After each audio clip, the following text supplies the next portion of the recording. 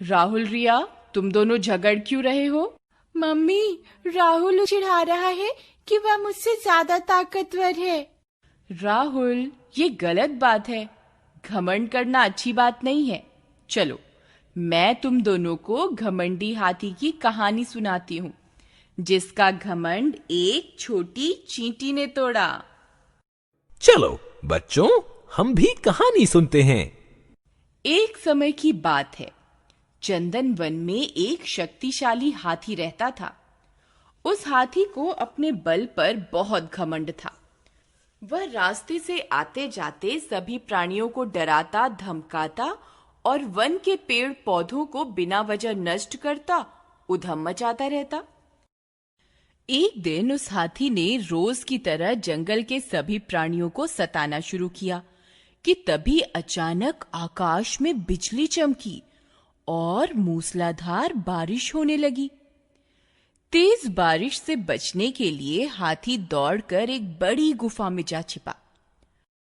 गुफा के भीतर एक छोटी सी चींटी भी थी। उसे देखते हाथी हंसने लगा।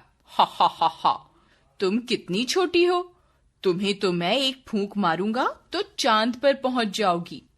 मुझे देखो, मैं चाहूं तो पूरे पर्वत को हिला दूं। तुम्हारा जीवन तो व्यर्थ है। छोटी सी चींटी ने हाथी को घमंड ना करने को समझाया, पर हाथी अपनी ताकत के मद में चूर था।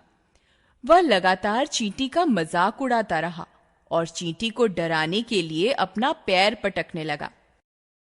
हाथी ऐसा कर ही रहा था कि तभी बाहर से धड़ाम की जोरदार आवाज आई। पैर पटकने की वजह से एक बड़ा सा पत्थर गुफा के मुहाने पर आ गिरा। अब हाथी के होश उड़ गए।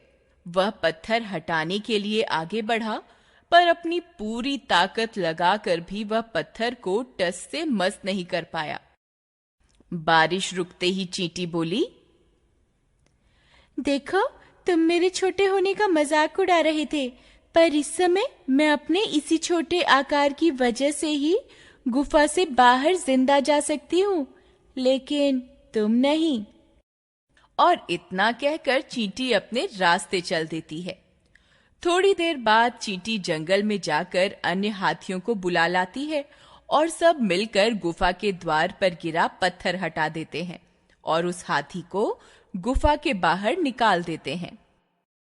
हाथी निकलते ही चींटी से अपने व्यवहार के लिए क्षमा मांगता है और उसके प्राण बचाने के लिए धन्यवाद देता है।